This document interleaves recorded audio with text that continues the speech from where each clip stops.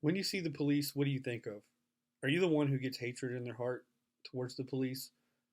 Or are you one of the ones who says thank you for your service? In my opinion, the hatred towards the police started during the President Obama presidency and continued and gradually got worse from there. But why?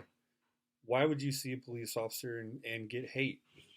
These are the people who have taken an oath for protecting and serving you while you're at home asleep in the comfort of your own home. These are the people who are out and about, missing holidays, nights, and weekends with their families in order to keep you safe. These are the people who are the buffers in between you and the evil that's out in the world. I would like to take some time to try to persuade you to support the police more.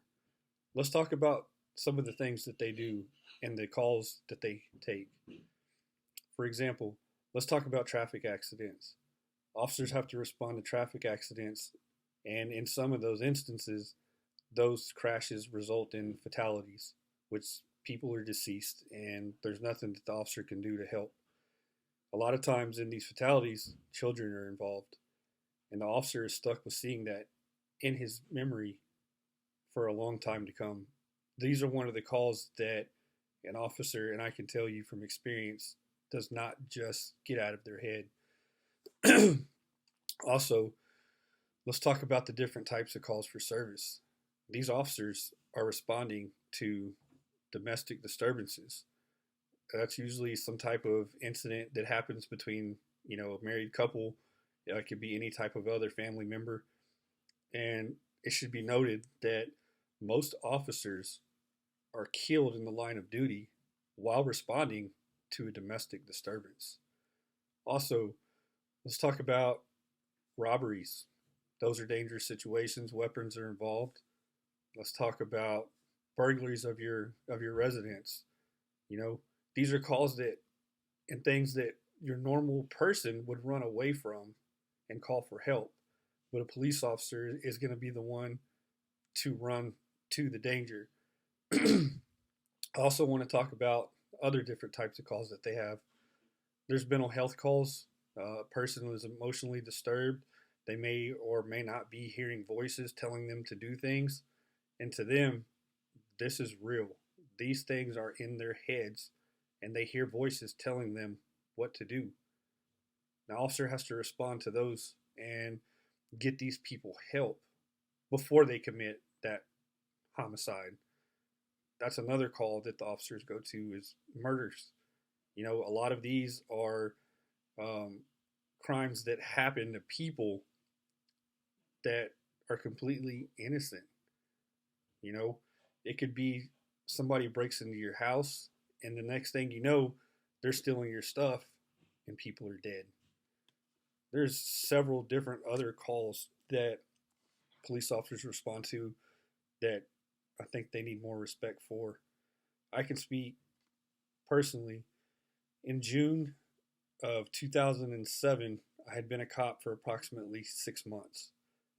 I made a traffic stop on a vehicle for running a stop sign.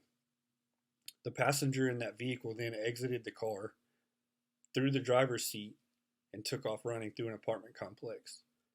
I gave chase after him through that apartment complex where we ended up in a wooded area. In the wooded area, we began to fight. He did not want to go to jail. So the fight was on. He was able to get the advantage of me and get on top of me when I'm laying in the woods. I'm trying to call for help, but my radio has no signal. So what do? My training kicks in. I feel him start to pull on my holster to try to remove my gun from my holster. After that, I was able to hold on to my gun with one hand and try to block blows that he was throwing, punching me down into my face. I was finally able to take out my pepper spray, and I tried to spray him.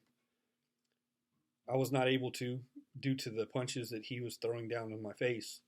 He knocked the pepper spray out of my hand and emptied the entire bottle of pepper spray onto my face. He then was able to get off of me for somehow. I don't know what happened, but he got up. At that point, I was able to open my eyes enough to see where he was and saw that he was coming back towards me. I had to defend myself. I redrew my weapon out of my holster and fired one shot. I didn't know that I had hit him because he didn't scream or anything, and I couldn't see because of the pepper spray. I later then heard chain link fence rustling, so I assumed that he was jumping over the fence. He later died in the hospital, and I went through a variety of different emotions. From one, that I was going to go to prison because I had no business shooting this guy after only being a cop for 6 months, and for two, I just didn't know my future. So these are things that we go through that we could use the support of the public, and we're not robots. We're people too, and we have feelings. So if I could just persuade at least one person to support us. And now I want to show a couple of visual aids. They're going to be newspaper clippings from that incident.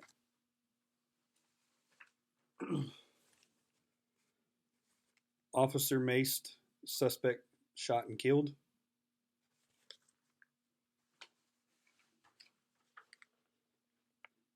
This is more after the fact. Police shooting, suspect, and Texas Rangers are now going to be investigating. This was a very hard time in my life, being 21 years old and on the job for 6 months. So your support to us means more than what y'all will ever know. Thank you.